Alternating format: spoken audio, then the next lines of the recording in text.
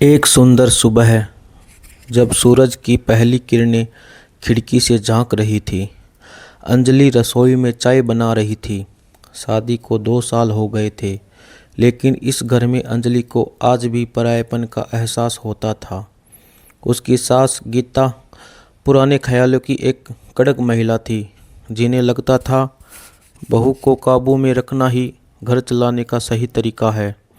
गीता जी को अंजलि की हर बात में खोट नजर आती थी, चाहे खाने में नमक थोड़ा कम हो या कपड़ों की तह सही नहीं लगी हो। गीता जी का स्वर हमेशा ऊंचा ही रहता था। अंजलि, क्या यह चाय या गर्म पानी? माँ ने कुछ सिखाया नहीं क्या? गीता जी ने हौल से चलाते हुए कहा। अंजलि चुपचाप सुन लेती। वह जानती थी कि बहस करने से कलेश और बढ़ेगा, लेकिन उससे सबसे ज़्यादा दुख तब होता जब उसका पति आकाश सब कुछ देख कर भी खामोश रहता। आकाश अपनी माँ से बहुत प्यार करता था, लेकिन इस चक्कर में वह भूल गया था कि अंजलि के प्रति भी उसकी कुछ जिम्मेदारियां हैं।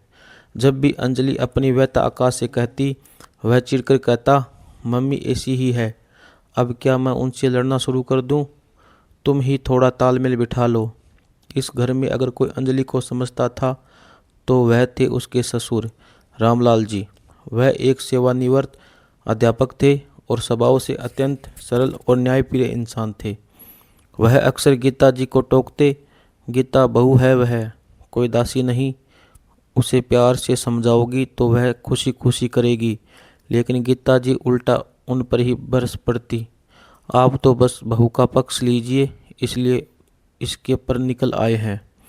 रामलाल जी अक्सर अकेले में अंजलि से कहते, बेटा हिम्मत मत हारना, समय बड़ा बलवान होता है।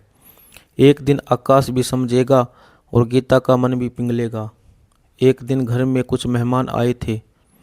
गीता जी ने अंजलि को पकोड़े और मिठाई बनाने को कहा। अंजलि ने पूरी मेहनत से सब तैयार किया, लेकिन जल्दबाजी में एक प्लेट उसके हाथ से छूट गई और सारा नाश्ता जमीन पर बिखर गया। मेहमानों के सामने ही गीता जी ने आपा खो दिया। नसीब फूट गए मेरे, जो ऐसी फुहड़ भू मिली। एक काम ढंग से नहीं होता इससे। अंजलि की आंखों में आंसू आ गए। उसने उम्मीद भरी नज़रों से आकाश की तरफ देखा, लेकिन आकाश ने शर्मिंदगी से मारे अपना सिर झुका लिया और वह वहां से उठकर चला गया।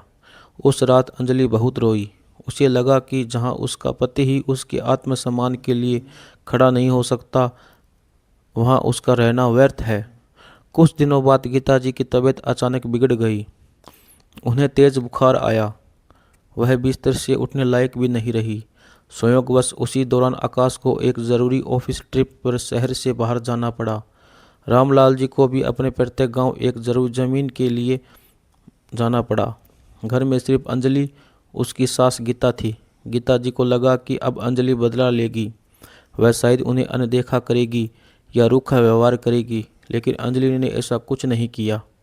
उसने रात भर जागकर गीता जी की सेवा की, समय पर दवा देना, दलिया खिलाना, उसके पैरों की मालिश करना। अंजलि ने एक आदर्श बेटी की तरह सब किया।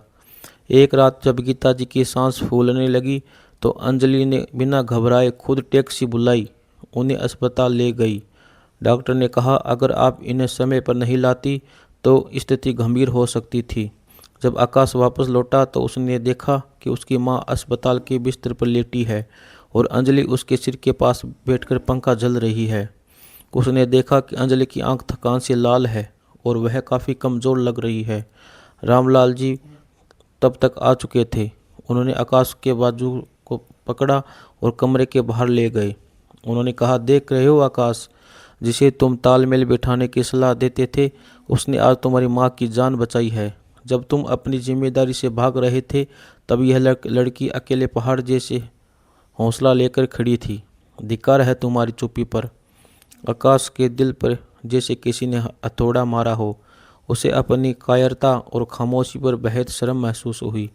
उसे समझ आया कि अपनी माँ का सम्मान करने का मतलब यह नहीं कि पत्नी के अपमान पर मौन रहा जाए।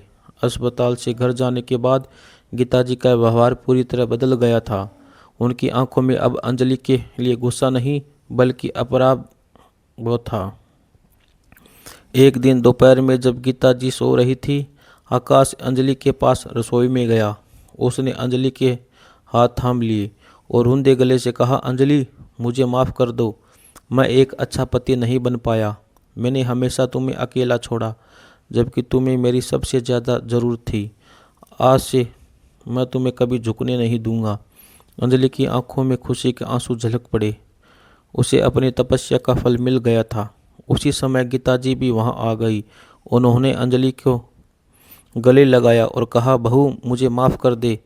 मैं तुझे अपनी मिल्कियत समझती थी, जबकि तू तो इस घर की असली लक्ष्मी है। आज से तू मेरी बहू नहीं, मेरी बेटी है। रामलाल जी यह सब दरवाजे पर खड़े देख रहे थे। उनके चेहरे पर एक संतुष्ट मुस्कान थी।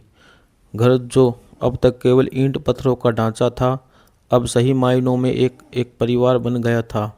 इस कहानी से यह निष्कर्ष निकलता है, अंजलि ने साबित कर दिया कि नफरत को केवल प्रेम और सेवा से जीता जा सकता है। आकाश ने सीखा कि पति का धर्म केवल कमाना नहीं, बल्कि अपनी पत्नी के सम्मान की रक्षा करना भी है। और गीता जी को समझ आया कि घर शासन से नहीं, बल्कि सामंजस्य और स्नेह से चलता है। अगर दोस्तों आप मेरे सैनी स्टोरी वॉइस चैनल पर नए हो तो मेरे चैनल को सब्सक्राइब करना न भूलें, ताकि आपको आगे आगे और भी मज़ेदार वीडियो दिखा सकूं। धन्यवाद।